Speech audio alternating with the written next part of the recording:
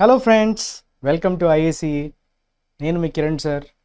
So ఎప్పట్లానే ఈరోజు weekend కాబట్టి వీకెండ్లో మనం the Hindu editorial analysis come vocabulary enrichment కోర్సులో భాగంగా ఈరోజు 15th జూలైకి సంబంధించినటువంటి కంటెంట్తో మీ ముందుకు రావడం జరిగింది. Okay, hope you're all doing well, preparing well. ఎగ్జామ్స్కి బాగా ప్రిపేర్ అవుతున్నట్టున్నారు, బాగా రాస్తున్నట్టున్నారు. బాగా ఫాలో అవ్వండి, వీడియోని బాగా షేర్ చేయండి. కమెంట్ సెక్షన్లో కూడా మీకు కొంత టైం తీసుకొని వాటికి ఆన్సర్స్ చేసే ప్రయత్నం చేయండి. ఓకే, సో ఈరోజు మనం డిస్కస్ చేయబోయే అంశాలు ఏంటంటే root word, revision, editorial, reading comprehension and vocabulary. త్వరగా కంప్లీట్ చేసుకుందామమ్మా. ఈరోజు we have very limited time with us, so will complete it as soon as possible. So please focus అమ్మా. So root word of the day. So ఈరోజు root word ఏంటో చూద్దాం. Okay, డిక్ట్ అనే route అన్నది ఈరోజు మనం నేర్చుకోబోతున్నాం. ఆ రూట్తో అసోసియేట్ అయినటువంటి వర్డ్స్ ఏంటమ్మా? డిక్షనరీ డిక్ట్, వర్డిక్ట్లో డిక్ట్, డిక్టేటర్లో డిక్ట్, వాలిడిక్టరీలో డిక్ట్, తర్వాత కాంట్రడిక్ట్. సో ఈ అన్ని వర్డ్స్లో మనకి కామన్గా ఏం కనిపిస్తుంది? డిక్ట్ అనే రూట్ కనిపిస్తుంది. మరి డిక్ట్ అంటే అర్థం ఏంటి సార్?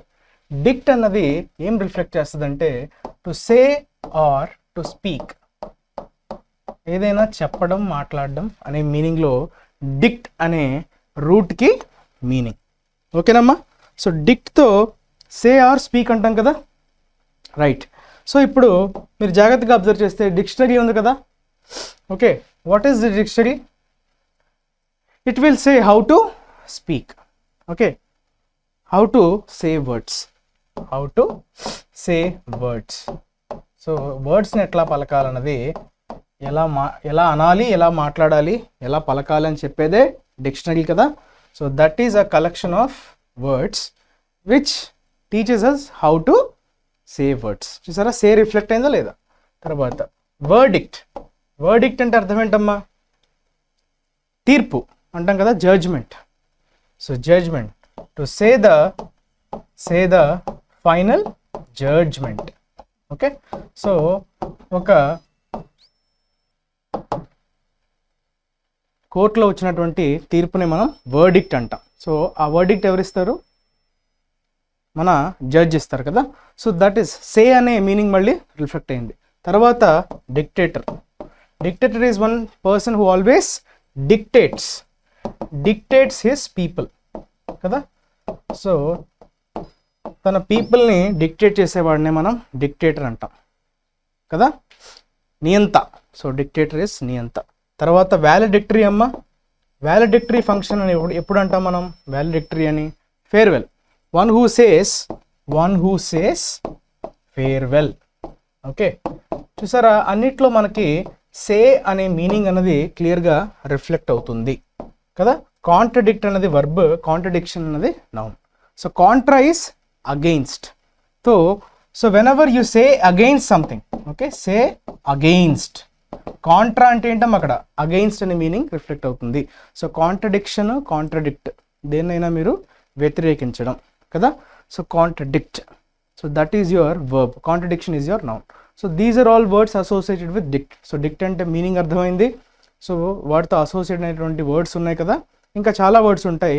ఏవైనా వర్డ్స్ మీకు తెలిస్తే మీరు కమెంట్ సెక్షన్లో మెన్షన్ చేయొచ్చు. Okay, so this is all about today's root word. Next we will move on to the revision vocabulary. ఫాస్ట్గా కంప్లీట్ చేసుకుందామమ్మా, ఎందుకంటే ఇది ఆల్రెడీ మనం డిస్కస్ చేసిందే కాబట్టి. So you need not worry about this things. Okay, will have just a recap of the things what we have already learned. Right, the very first word is unravel. What you mean by unravel? Unravel అన్నది వర్బ్గా అనుకున్నాం కదా.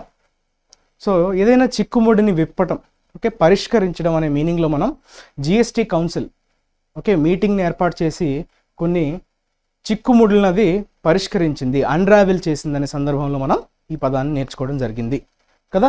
So అప్పుడు answer ఏమవుతుందమ్మా? Okay, ఇక్కడ జాగ్రత్తగా observe చేయండి. 5th అని పడిపోయింది, ఇది something, STH. Okay, small printing mistake, right. STH is something. Okay, so అన్రావెల్కి మీనింగ్ ఏమవుతుంది? సో ఇచ్చినటువంటి వర్డ్స్లో చూడండి అమ్మా, స్టేట్మెంట్ ఈ చూడండి, investigate and solve or explain something complicated or puzzling. Something, okay, complicated or puzzling, దాన్ని సాల్వ్ చేయడమే unravel అంటే. Statement E will be your correct answer. Knotty, K N O T T Y. మనకి కేఎన్ఓ నాట్ అన్నది తెలుసు బాగా, we are familiar with the word knot. Knot అంటే చిక్కుముడి కదా. సో నాటీ అంటే చిక్కుముడులతో కూడినటువంటి ఒక కాంప్లెక్స్ సిచ్యువేషన్ మనం నాటీ అంటాం. కేఎన్ఓ టీటీవై అది యాడ్జెక్టివ్, కేఎన్ఓటి నాట్ అన్నది నౌన్. సో అప్పుడు ఏమవుతుంది ఆన్సర్ చూడండి, extremely difficult or complex full of knots. Okay, చిక్కుముడులతో కూడినటువంటి సమస్య, అది చాలా క్లిష్టతరమైనది కదా. So J will be your correct statement. Redress. Okay, redress అంటే ఏంటమ్మా, దేన్నైనా సెటరేట్ చేయడం, సిచ్యువేషన్ని సెటరేట్ చేయడాన్ని మనం రెడ్రెస్ అంటాం కదా. రెడ్రెసల్ మెకానిజం అంటారు. రెడ్రెసల్ మెకానిజం అంటే అర్థం ఏంటి, ఒక యంత్రాంగం దేన్నైనా ఉండే ఫాల్ట్స్, ఒక ఫాల్ట్ని తిరిగి బాగు చేసే పని చేయడాన్ని మనం రెడ్రెస్ అంటాం. Redressal, redress verb, redressal noun. So remedy or set right. Option statement A is the correct meaning. తర్వాత క్లాగప్. క్లాగప్ అంటే ఏంటి, బాగా పేరుకుపోవడం, అంటే కంప్లీట్గా బ్లాక్ చేయడం అనే మీనింగ్లో క్లాగప్ అనే ఫ్రేజల్ వర్బ్ని వాడతాం. Okay, something is clogging up అంటే ఇంకా వేరే వాటికి వెళ్ళటానికి స్పేస్ లేకపోవటం. సో కంప్లీట్గా దాన్ని బ్లాక్ చేసే ప్రయత్నం చేయడాన్ని మనం క్లాగప్ అనుకున్నాం కదా. సో ఈ జిఎస్టీకి సంబంధించినటువంటి లిటిగేషన్స్ బాగా పెరిగిపోతున్నాయి. మనకు ఒక అపీలేట్ అథారిటీ అవసరం ఉంది. అపీలేట్ అథారిటీని ఏర్పాటు చేయడం వల్ల ఈ లిటిగేషన్కి సంబంధించినటువంటి కేసెస్ని త్వరితగతిన పరిష్కరించడానికి వీలవుతుందని నిన్న మనం నేర్చుకోవడం జరిగింది కదా. సో దాన్నే మనం ఇప్పుడు కంటిన్యూ చేయబోతున్నాం. సో క్లాగప్ అంటే ఏమవుతుందమ్మా, ఆన్సర్ చూడండి, చూసి చెప్పాలి. Which statement is correct? G చూడండి అమ్మా, to cause something to become blocked or filled so that movement or activity becomes difficult. క్లిష్టతరం అవుతుంది, మూవ్మెంట్ అనేది కష్టంగా మారిపోతుంది ఎందుకంటే బ్లాక్ అయిపోయింది కాబట్టి. So G will be your correct meaning. Mounting adjective. Mounting losses అంటారు కదా. మౌంటింగ్ అంటే ఇంక్రీజింగ్, పెరిగిపోతున్న, గ్రాడ్యువల్లీ ఇంక్రీజింగ్. చూసారా statement I. So that will be your correct answer. Compassionate అన్నాడు. కంపాషనేట్ అంటే అర్థం ఏంటమ్మా, అవతల వ్యక్తి బాధని మనం పంచుకోగలగడం. Passion, compassion. So when you are able to share the feelings of especially the pain of others, you are said to be a compassionate person కదా. సో కంపాషనేట్ పర్సన్ అంటే ఇప్పుడు ఉన్నటువంటి ఆప్షన్స్, అంటే మన మ్యాచ్లో చూడండి అమ్మా ఏది కరెక్ట్ అవుతుంది. కంపాషనేట్. స్టేట్మెంట్ బి చూడండి, feeling are showing sympathy and concern for others. So this will be your correct meaning. B will be the correct statement. ఎర్స్ట్ while. ఎర్స్ట్ while state of Andhra Pradesh అంటే అర్థం ఏంటి అంటే ఒకప్పటి ఉమ్మడి ఆంధ్రప్రదేశ్ అంటాం కదా. సో ఎర్స్ట్ వైల్ అంటే ఫార్మర్, మాజీ అని చెప్పడం. ఓకే, సో ఫార్మర్ కానీ ప్రీవియస్ కానీ. H will be your correct answer. ఇన్కాంగ్రుయెన్స్. ఇన్కాంగ్రుయెన్స్ అంటే నౌన్. ఓకే, అసమానతలు అంటాం, ఇన్కాంగ్రుయెన్సీస్. సో నిన్న మనం జిఎస్టీ కౌన్సిల్ని ఉద్దేశించి ఎడిటోరియల్లో డిస్కస్ చేసేటప్పుడు ఇన్కాంగ్రుయెన్సీస్ అనే వర్డ్ని వచ్చింది. సో దాన్ని మనం నిన్న ఎక్స్ప్లెయిన్ చేయడం జరిగింది కదా. సో ఇప్పుడు ఇన్కాంగ్రుయెన్సీ అనేది ఏమవుతుందమ్మా, ఉన్నటువంటి ఆప్షన్స్లో చూడండి ఫాస్ట్గా. సో ఎయిత్ది ఇన్కాంగ్రుయెన్సీస్. సి చూడండి statement, the state of not being suitable or not fitting well with something else. Okay, something else, fit అవ్వకపోవడం, దట్ ఈస్ ఇన్కాంగ్రుయెన్సీ, అసమానతలు కదా. So C will be your correct statement. Envisage అన్నాడు. ఎప్పుడైనా మీరు అన్విసాజ్ చేయగలుగుతున్నారంటే అర్థం ఏంటి, something good, ఏదో ఒకటి మంచిని ముందుగానే మీరు మీ మెంటల్ పిక్చర్ అంటే ఆల్రెడీ ఫ్రేమ్ చేసుకోగలగడం, ముందు ఇలా జరిగే అవకాశం ఉందని మీ బ్రెయిన్లో మీరు ఎన్విసాజ్ చేయగలుగుతున్నారు అంటే సంథింగ్ గుడ్. ఓకే, ఏదో ఒక మంచి పాలసీని కావచ్చు, ఓకే ఇట్లా జరిగే అవకాశం ఉందని ముందుగానే మనం ఊహించడాన్నే ఎన్విసాజ్ అంటాం కదా. సో అప్పుడు ఏమవుతుందమ్మా answer, to imagine or expect something in the future. Okay, something ఇక్కడ ఫిఫ్త్ అని పడిపోయింది, సో దాన్ని మీరు జాగ్రత్తగా గమనించండి. So to imagine or expect something in the future, especially something good, that is your envisage. So F will be your correct meaning. తర్వాత helmed, ఇది at the helm అంటారు ఆర్ హెల్మ్డ్ అంటారు. అంటే ఒక ప్రాజెక్ట్ని హీఈస్ హెల్మింగ్ ద ప్రాజెక్ట్ అంటే he's the incharge of that. So he's the captain of the ship అంటారు కదా డైరెక్టర్ని ఉద్దేశించి. So captain of the ship అంటే అతనే దానికి ఇన్ఛార్జ్ అనమాట. He's taking care of everything, he's responsible for every act that comes out of. So helming అంటే ఏంటి? బసవరాజ్ బొమ్మాయి గురించి నిన్న డిస్కషన్ వచ్చింది కదా. సో ఆ డిపార్ట్మెంట్ సంబంధించినటువంటి అతను ఎప్పుడైతే సీఎంగా వైదొలిగారో అప్పటి నుంచి అది ఖాళీగా ఉంది, ఇంకో సక్సెసర్ ఎవరు రాలేదు అని మనం నేర్చుకోవడం జరిగింది. So helmed means so who is taking care of the organisation, okay, incharge of a company or organisation. So D will be your correct answer. So with this we have completed revision vocabulary. ఎవరైతే already నేను వీడియోని చూసుంటారో వాళ్ళు ఈజీగా దీన్ని చేయగలరు. చూడని వాళ్ళు దయచేసి నిన్నటి వీడియోని చూసి చేయండి. Okay, so next we will move on to the editorial portion. Okay, problematic అంటున్నాడు, సంథింగ్ ఏదో సమస్యాత్మకంగా ఉంది. What do mean by problematic? సమస్యాత్మకంగా ఉంది. అయితే ఏది సమస్యాత్మకంగా ఉంది? EU parliament resolution misdiagnosis the Manipur issue. Manipur ఇష్యూని మిస్డయాగ్నోసిస్ అన్నాడు, అంటే దాన్ని తప్పుగా అర్థం చేసుకుంది. డయాగ్నోసిస్ అంటే ఏంటి? దేన్నైనా స్పాట్ చేయడం కదా, గుర్తించడాన్ని మనం డయాగ్నోసిస్ అంటాం. ఓకే, జనరల్గా మనకి ఏదన్నా ఎయిల్మెంట్స్, ఓకే, ఏదైనా రోగం వచ్చినప్పుడు కానీ జబ్బు వచ్చినప్పుడు కానీ డయాగ్నోసిస్ అనేది ముందు జరుగుతుంది. దాన్ని బట్టే కదా ట్రీట్మెంట్ ఇస్తాం. సో డయాగ్నోసిస్ కరెక్ట్గా ఉంటేనే కదా ట్రీట్మెంట్ బాగుంటుంది. అదే డయాగ్నోసిస్ అనేది రాంగ్ అయితే so treatment will be wrong. So అందుకే పార్లమెంట్, EU పార్లమెంట్, ఓకే, అదొక తీర్మానం చేసింది మణిపూర్ ఇష్యూ మీద. ఆ మణిపూర్ ఇష్యూ మీద అది తప్పుగా డయాగ్నోసిస్ చేసింది అన్నట్టుగా మనకి ఈరోజు మనం ఎడిటోరియల్ని డిస్కస్ చేయబోతున్నాం. సో ఈ స్టేట్మెంట్ అనేది క్లియర్గా తన ఒపీనియన్ని ఎడిటర్ రిఫ్లెక్ట్ చేస్తున్నట్టుగా మనకి కనిపిస్తుంది.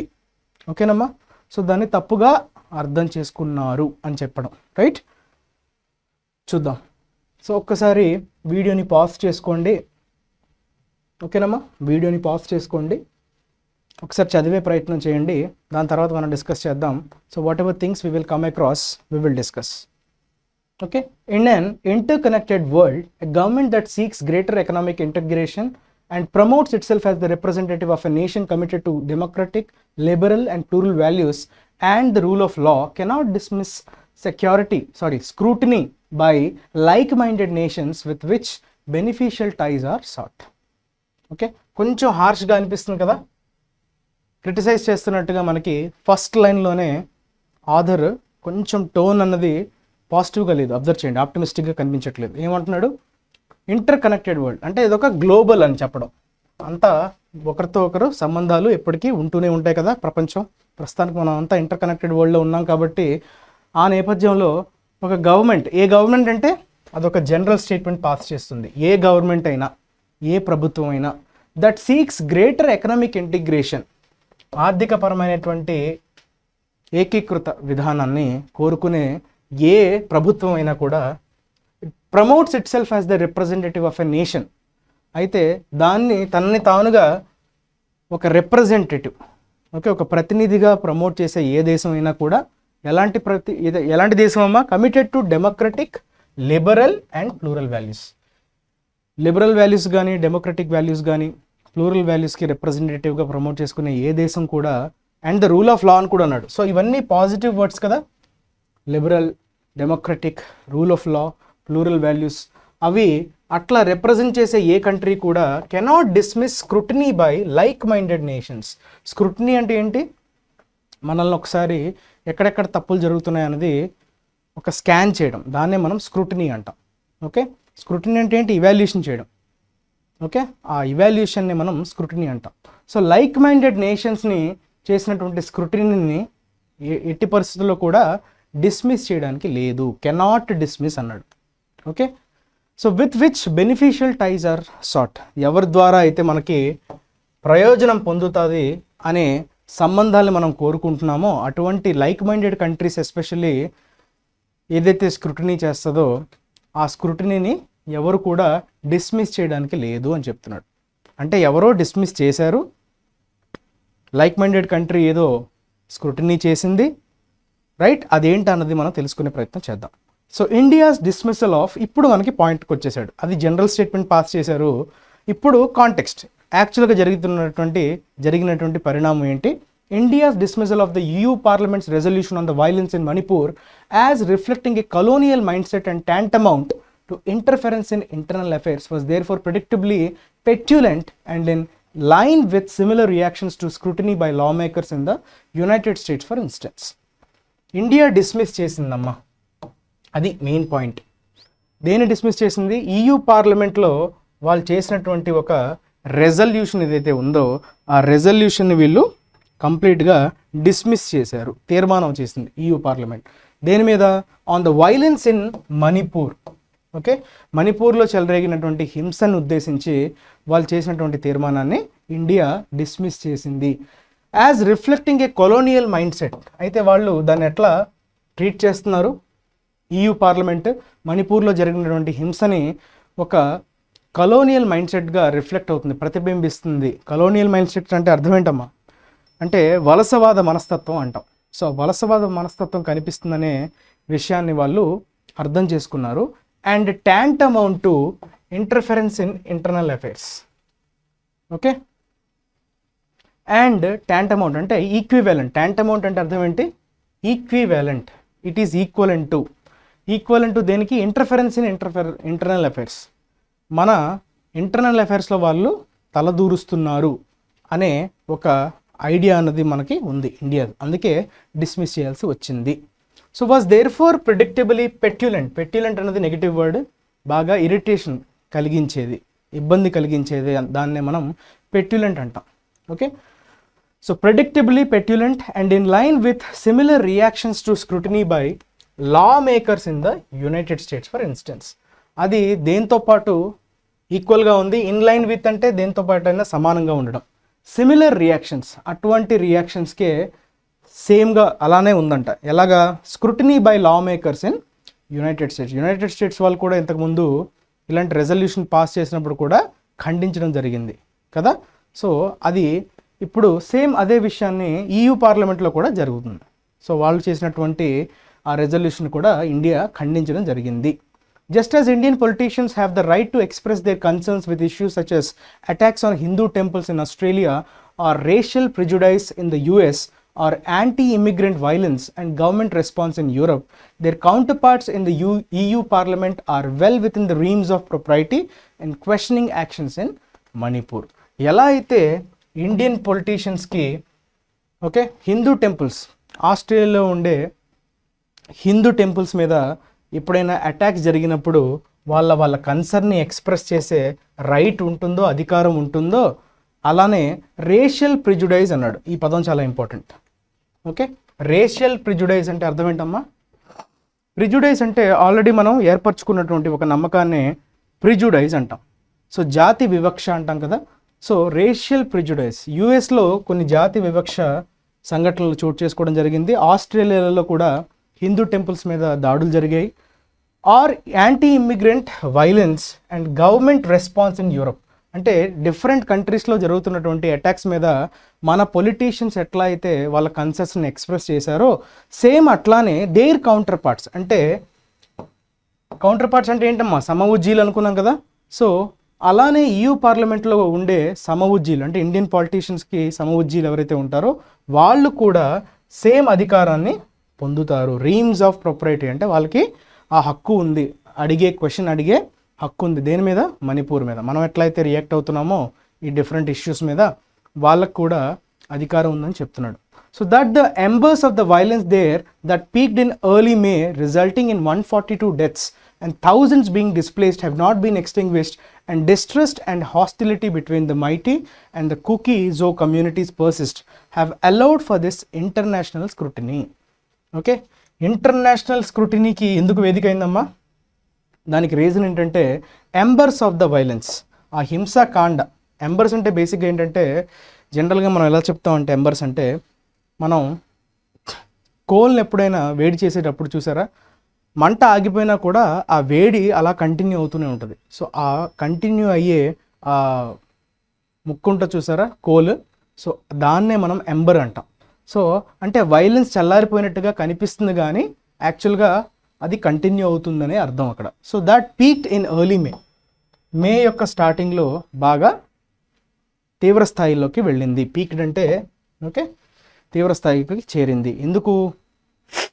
చేరింది, రిజల్టింగ్ ఇన్ 142 డెత్స్. సో 147 మందిని బలిగొంది. అండ్ థౌజండ్స్ బీయింగ్ డిస్ప్లేస్డ్, అంటే వాళ్ళని వేరే ప్లేస్కి తరలించడం కూడా జరిగింది. Have not been extinguished, so అది ఎక్కడ కూడా చల్లారలేదు, ఆ వైలెన్స్ ఇంకా చల్లారలేదు. And distress and hostility between the, అంటే ఈ రెండు కమ్యూనిటీస్ మధ్య జరిగినటువంటి ఆ వైలెన్స్కి కారణం ఏంటి? ఈ రెండు కమ్యూనిటీస్ మధ్య గొడవ. ఓకే, కమ్యూనిటీస్ పర్సిస్ట్ అంటే కంటిన్యూ అవుతుంది. సో వాళ్ళిద్దరి మధ్య డిస్ట్రెస్ ఉంది, హాస్టిలిటీ ఉంది. హాస్టిలిటీ అంటే అన్ఫ్రెండ్లీనెస్, ఓకే, ఘర్షణ పూరితమైనటువంటి వాతావరణం. ఓకే, డిస్ట్రెస్ ఒకరి మీద ఒకరికి నమ్మకం లేకపోవడం కదా, distrust. Have allowed for this international scrutiny. So ఇవన్నీ ఫ్యాక్టర్స్ ఏం చేశాయి? ఈ ఇంటర్నేషనల్ స్క్రూటినీకి కారణం అయ్యింది, ఇవే అలౌ చేసాయి అన్నమాట. ఓకే, సో నెక్స్ట్ పారాగ్రాఫ్ చూద్దాం. Yet, the EU Parliament resolution and the legislators' framing of the problem in Manipur include an erroneous understanding of the conflict having a religious basis and a pitting of Hindus versus Christians. చూసారా ఎంత బాగా చెప్పాడో? ఈ ఒక్క సెంటెన్స్లో మనకి అర్థం కావాల్సిన విషయం ఏంటో క్లియర్గా చెప్పాడు. EU పార్లమెంట్లో చేసినటువంటి తీర్మానం ఏదైతే ఉందో అందులో ఆ లెజిస్లేటర్స్, అక్కడ ఉన్నటువంటి ఈ శాసనాలు చేసేవాళ్ళని మనం లెజిస్లేటర్స్ అంటాం కదా. సో వాళ్ళు చేసినటువంటి ఫ్రేమింగ్ ఏంటి? ప్రాబ్లమ్ని వాళ్ళు ఎలా అర్థం చేసుకున్నారు? ఇంక్లూడ్ అన్ ఎర్రనియస్ అండర్స్టాండింగ్, తప్పుగా అర్థం చేసుకోవాల్సి వచ్చింది. మణిపూర్లో జరిగినటువంటి సంఘటన వాళ్ళు సరిగ్గా అర్థం చేసుకోలేదు.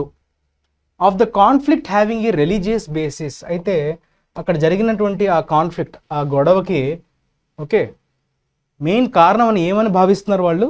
రిలీజియస్ బేసిస్, కేవలం మతపరమైనటువంటి కారణం వల్లనే ఇరువురి మధ్య ఓకే ఈ ఘర్షణ వాతావరణం, వైలెన్స్ అనేది చోటు చేసుకుందని వాళ్ళు ఫ్రేమ్ చేశారు. And A pitting of Hindus versus Christians. Pitting అంటే అక్కడ ఏంటి? అక్కడ స్ప్లిట్ అనమాట, వాళ్ళిద్దరి మధ్యన ఘర్షణ. హిందూస్ వర్సెస్ క్రిస్టియన్స్గా వాళ్ళు అభివర్ణించారు. అది రిలీజియస్ బేసిస్ అయిపోతుంది కదా, హిందూస్ వర్సెస్ ఇక్కడ కమ్యూనిటీస్ గురించి గొడవ యాక్చువల్గా కదా. So churches and temples having been vandalised in the conflagration between the Hindu majority Meitei community. అయితే ప్రాబ్లం ఎందుకు వచ్చిందంటే యాక్చువల్గా వాళ్ళు అలా ఎందుకు ఫ్రేమ్ చేసుకోవాల్సి వచ్చిందంటే రీజన్ ఇక్కడ చెప్తున్నాడు. మెయిటీ కమ్యూనిటీలో హిందూ మెజారిటీ ఎక్కువ, okay, majority of them are Hindus Meitei కమ్యూనిటీలో. అదే మన కూకీజో కమ్యూనిటీని తీసుకుంటే అందులో డామినేషన్ ఎవరమ్మా? క్రిస్టియన్స్. అయితే వీరిరువురి మధ్య జరిగినటువంటి ఘర్షణ, ఈ వ్యాండలైజ్డ్ అన్నాడు కదా, అంటే ప్రాపర్టీని డ్యామేజ్ చేయడం అనుకున్నాం మనం ఆల్రెడీ, వ్యాండలిజం. సో ఆ వ్యాండలిజం జరిగినటువంటి తీరు ఏదైతే ఉందో, కాన్ఫ్లాగ్రేషన్ అంటే ఏంటి?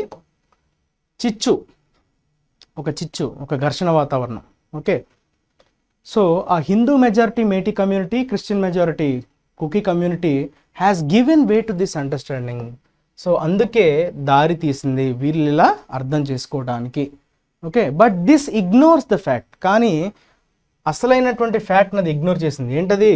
That the spark for the spike in violence was a erroneous order. ఒక తప్పుడు తీర్పు వల్ల ఇదంతా సంభవించిందనే విషయాన్ని వాళ్ళు ఇగ్నోర్ చేశారు. ఎవరు? EU పార్లమెంట్కి సంబంధించినటువంటి legislators, which was called out. అయితే దాన్ని ఎలా పిలుపునిచ్చారు? As being so by the chief justice of India. Okay, ఆయన ఏం చేశారు? Order passed by a single judge bench, ఒక సింగిల్ బెంచ్తో కూడినటువంటి ధర్మాసనం in the Manipur high court to include Meiteis in the list of scheduled tribes in the state. Already ఇది చాలా మందికి తెలిసి ఉండొచ్చు, తెలియకపోతే ఈ పాయింట్ని మళ్ళీ హైలైట్ చేయడం జరుగుతుంది. సో హైకోర్టు ఇచ్చినటువంటి ఆర్డర్, మణిపూర్ హైకోర్టు ఏమని?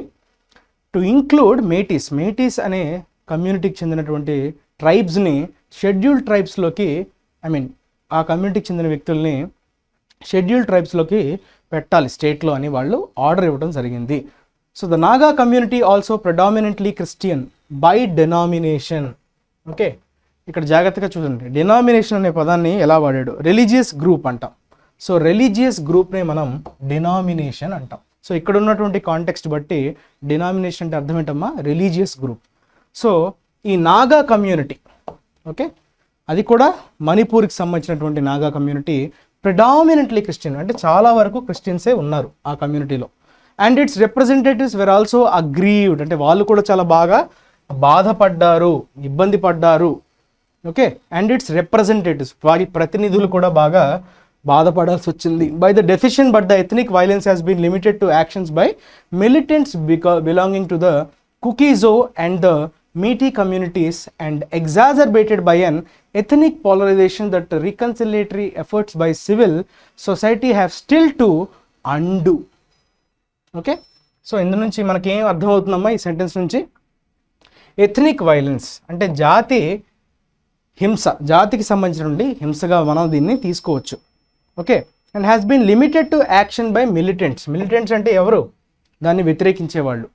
ఓకే, దాన్ని తీవ్రంగా రెబెల్స్ అంటాం కదా, ఆ రెబెల్స్నే మనం మిలిటెంట్స్ అంటాం.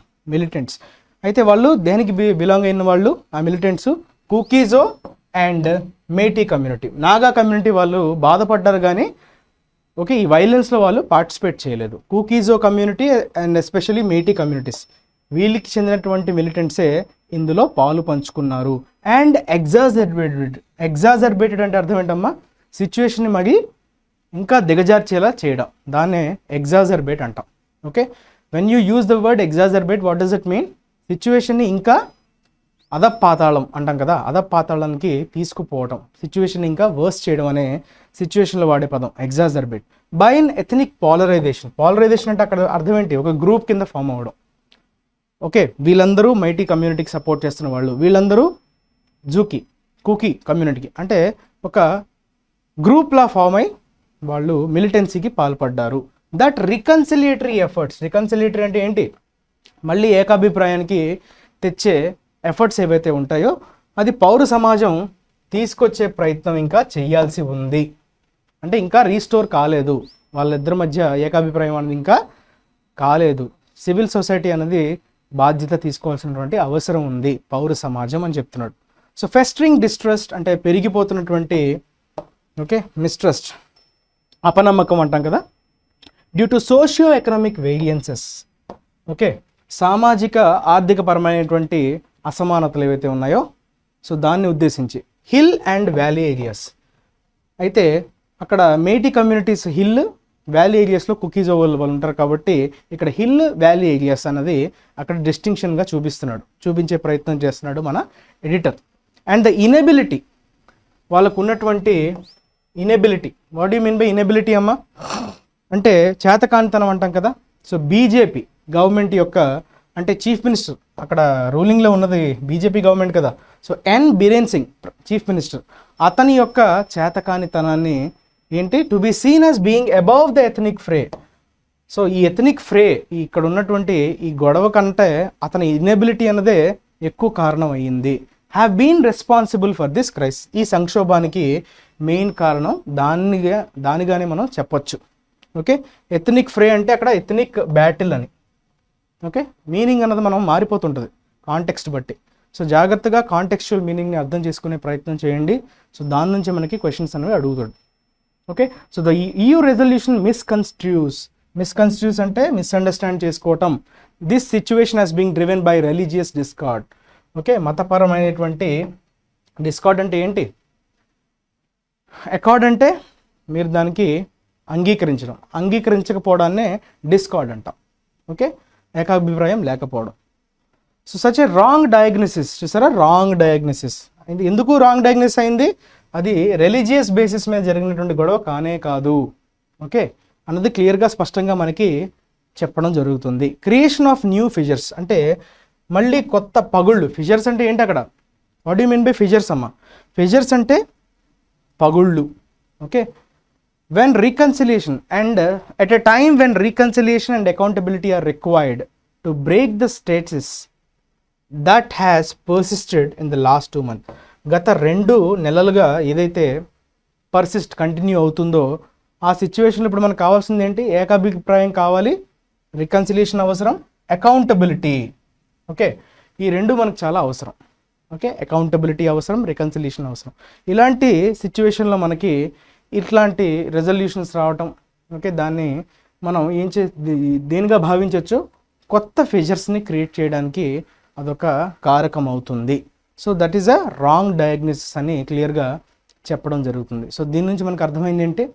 సో EU చేసినటువంటి రెజల్యూషన్ ఏదైతే ఉందో దాన్ని ఎవరు తప్పుపట్టట్లేదు, బట్ అది బేసిస్ ఏదైతే అన్నదో దాన్ని తప్పుపడుతున్నారు. అంటే స్క్రూటినీ చేయడం ఏమాత్రం తప్పు కాదు, స్క్రూటినీకి ఎవరు వ్యతిరేకం కాదు, కానీ రాంగ్ బేసిస్ మీద రాంగ్ డయాగ్నోసిస్ చేయడం వల్ల మన ఇమేజ్కి కూడా నష్టమయ్యే ప్రమాదం ఉంది. So that is what author is trying to tell us. Okay, so వీటి మీద మనకి ఎగ్జామ్లో రాబోయే క్వశ్చన్స్, అది మీరు SBI POకి ప్రిపేర్ అవ్వచ్చు, CDS ఎగ్జామ్కి ప్రిపేర్ అవ్వచ్చు, IBPS ఎలాంటి ఎగ్జామ్కి ప్రిపేర్ అయినా మీకు రీడింగ్ కాంప్రహెన్షన్ సెక్షన్లో వచ్చేటువంటి క్వశ్చన్స్ మనం ఇప్పుడు అలాగో డిస్కస్ చేసాం కాబట్టి ఎలా రాబోతున్నాయి అన్నది ఒకసారి చూసే ప్రయత్నం చేద్దాం. ఫస్ట్ క్వశ్చన్ చూడండి అమ్మా.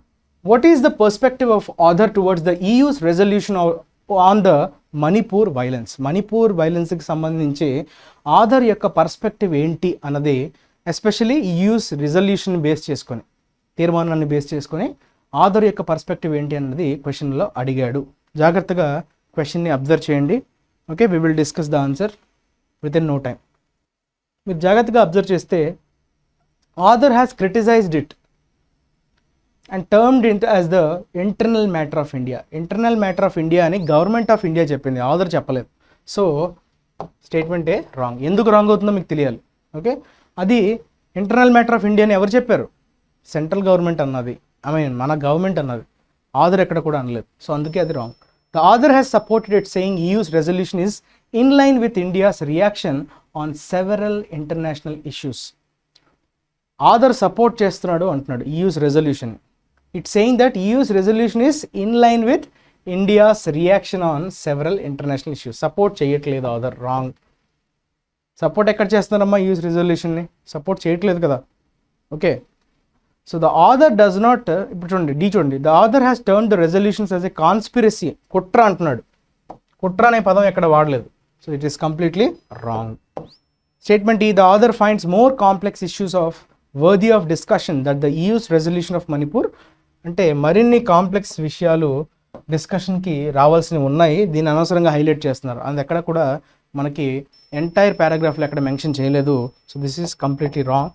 మీరు జాగ్రత్తగా అబ్జర్వ్ చేస్తే స్టేట్మెంట్ సి చూడండి, does not see any problem with ఈ రెజల్యూషన్స్. అయితే రెజల్యూషన్ ఆ స్క్రూటినీ చేయడం, రెజల్యూషన్ పాస్ చేయడం అనేది ఏమాత్రం ప్రాబ్లం కాదు. మరి ప్రాబ్లం ఎక్కడ? However questions the flawed understanding. మీరు అర్థం చేసుకున్నటువంటి విధానం, అందుకే కదా మిస్ అనే పదం వాడాడా లేదా? So obviously C will be your correct answer. Next second question ఫాస్ట్గా చూడండి. What according to you should be the main theme of the passage? Main theme అంటే దేని చుట్టూ తిరిగింది ప్యాసేజ్ మొత్తం? ఓకే, చూడండి అమ్మా options. Manipur violence, erroneous understanding and unjustified questioning the EU. Erroneous understanding అంటేనే సరిపోయిందా లేదా? ఎరనియస్ అంటే ఏంటి? తప్పుగా అర్థం చేసుకున్నారు కదా. Unjustified questioning the EU. Okay, unjustified questioning the EU. So Manipur violence, so option A అనేది సరిపోయింది. Problematic resolution on the EU parliament and Manipur. EU పార్లమెంట్కి మణిపూర్ అసలు ఎక్కడ లింక్ లేదు అక్కడ. European intrusion on India's issues. Europe ఎందుకు వచ్చింది? కాదు కదా. సో ఇంట్రూజన్ అంటున్నాడు అంటే వాళ్ళు మన మీద దాడి చేశారు, కాదు, దాడి ఏం చేయలేదు, wrong. Manipur's violence ruining India's image as the global leader. Ruining అనడానికి ఎక్కడ స్ట్రాంగ్గా ఏం చెప్పలేదు కానీ, బట్ అట్లా చేసి ఉండకూడదు, రాంగ్ బేసిస్ మీద రాంగ్ డయాగ్నోసిస్ చేసేసారని. సో ఇది అయ్యే ఛాన్స్ లేదు. Manipur violence, ethnic violences creating havoc. అక్కడ EU ఎక్కడ మెన్షన్ చేయలేదు. So B will be incorrect. ఉన్న ఆప్షన్స్లో A will be the most suitable one. Third one చూడండి, what kind of the tone has the author reflected while analysing the veracity. Veracity అంటే ఏంటి? Truthfulness. What do mean by veracity అమ్మా?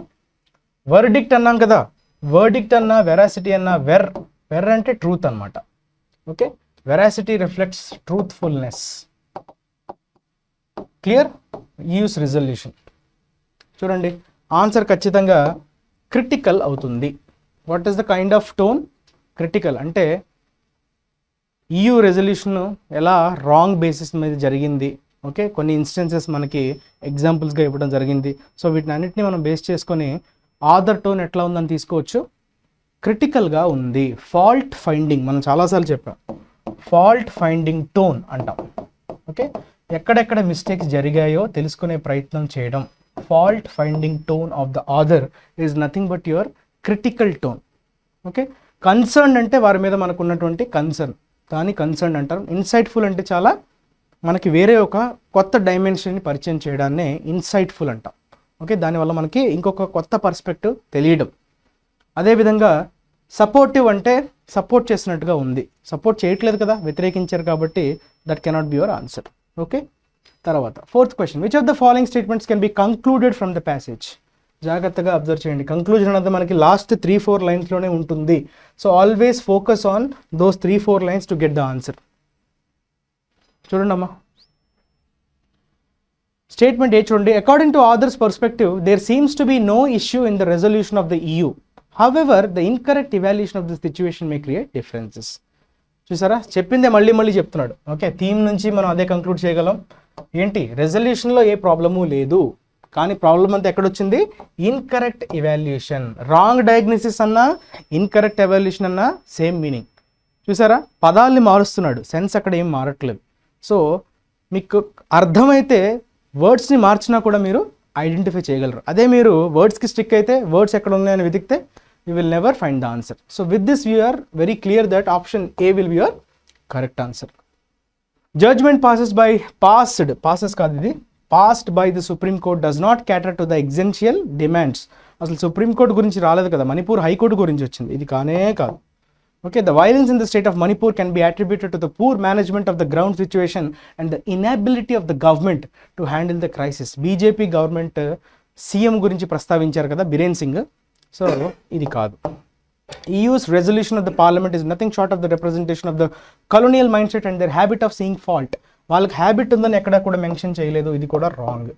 EU should restrict itself on passing any remarks pertaining to Indian crisis, as the wrong diagnosis may create fissures and minimize the chances of reconciliation. Restrict చేయమని ఎక్కడ అనట్లేదు, కానీ చేసినటువంటి అనాలిసిస్ని correct basis మీద చేసుకోవాలి. Okay, passing చేయడం తప్పు కాదు, బట్ ఏ బేసిస్ మీద చేస్తానన్నదే ఇంపార్టెంట్. సో అందుకే బి కూడా కాదు. క్లియర్. ఫిఫ్త్ క్వశ్చన్ చూడండి. Why has the author turn the EU's understanding of the Manipur issue as erroneous. Wrong, తప్పుగా ఎందుకు అభివర్ణించారు author. Okay, what is the reason అంటున్నాడు. మీ అందరికీ తెలుసు కదా reason.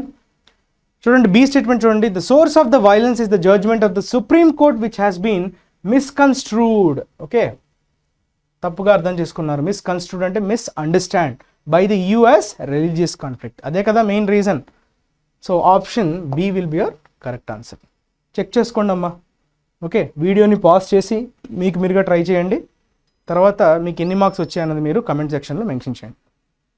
What is authors view of India's dismissal of the EU's parliaments resolution on the violence. అయితే దాన్ని సపోర్ట్ చేస్తున్నారా, వెల్కమ్ చేస్తున్నారా, డిసగ్రీ చేస్తున్నారా, ప్రైజ్ వర్దియా, ఎంగేజింగా? ఇదే మనకి అడిగినటువంటి క్వశ్చన్. ఇండియా డిస్మిస్ చేయడాన్ని స్వాగతిస్తున్నారా, ఏం చేస్తున్నారు, ఆథర్స్ యొక్క వ్యూ పాయింట్ ఏంటి అని అడుగుతున్నాడు. So that is completely disagreement. ఎందుకంటే చెప్పాడు కదా మనకి ఫస్ట్ స్టేట్మెంట్లోనే చెప్పడం జరిగింది, లైక్ మైండెడ్ కంట్రీస్ ఎప్పుడైనా ఎక్స్ప్రెస్ చేసే హక్కు ఉంది, దాన్ని ఎవరు కూడా డిస్మిస్ చేయలేరు అని ఫస్ట్ లైన్లోనే చెప్పాడు జనరల్ స్టేట్మెంట్, గుర్తుందా? సో దాన్ని బేసిస్ చేసుకుని మనం దీన్ని ఆన్సర్ చేయొచ్చు. So C will be your correct answer. Is that clear? Next, choose the word that is similar to the word petulant. Petulant అంటే మనం అనుకున్నాం కదా, చిరాకు తెప్పించడం, మనకి బాగా ఇబ్బంది. ఎస్పెషలీ పెట్యులెంట్ అనేది చిల్డ్రన్, చిన్నపిల్లలు ఎక్కువగా పెట్యులెంట్గా బిహేవ్ చేస్తుంటారు, చిరాకు తెప్పించేలా ప్రవర్తించడం. So petulant is something is negative. Okay, irascible అంటే బేసిక్గా ఇది ఒక యాడ్జెక్టివ్, అంటే బాగా కోపం తెప్పించేలా ప్రవర్తించడం, irascible. Okay, so option C will be your correct answer. మిగతావి చూసారా, మిస్అడ్జస్టింగ్, వర్చువస్ అనేది పాజిటివ్ వర్డ్. ఓకే, చాలా మంచి పని, వర్చువస్ ఇది ఒక యాడ్జెక్టివ్. పేషెంట్ అనేది యాడ్జెక్టివ్గా వాడాడు, నౌన్గా కూడా వాడచ్చు, బట్ ఇచ్చినటువంటి కాంటెక్స్లో మనకి పేషెంట్ అంటే చాలా సంయమనం అంటాం కదా, that is patient. Clear? Eighth question చూడండి అమ్మా. What is the eighth question? Choose the word that is opposite. ఇందాక సేమ్ సినోనిమ్ అన్నాడు, ఇప్పుడు యాంటోనిమ్ అంటున్నాడు. సో యాంటోనిమ్ దేని గురించి అడుగుతున్నాడు? ఆపోజిట్. ఎగ్జాజర్బేట్, గుర్తుందా? ఎగ్జాజర్బేట్ అంటే ఉన్నదాన్ని మరింత క్షీణించేలా, అంటే ఉన్న సిచ్యువేషన్ ఇంకా వర్స్గా తీసుకెళ్ళడాన్ని మనం ఎగ్జాజర్బేట్ అంటాం. మరి దానికి ఆపోజిట్ అంటే ఏమవుతుంది? ఖచ్చితంగా సిచ్యువేషన్ని బెటర్ చేయడం. ఓకే, బెటర్ చేయడం అంటే ఈ మీనింగ్ ఏదొస్తుంది? జాగ్రత్తగా అర్థించండి. State D, option D. So that is mitigate. Mitigate means make things better, situation కొంచెం బెటర్ చేయడాన్ని మనం మిటిగేట్ అంటాం. Clear? So with this we have completed reading comprehension. Now will move on to vocabulary.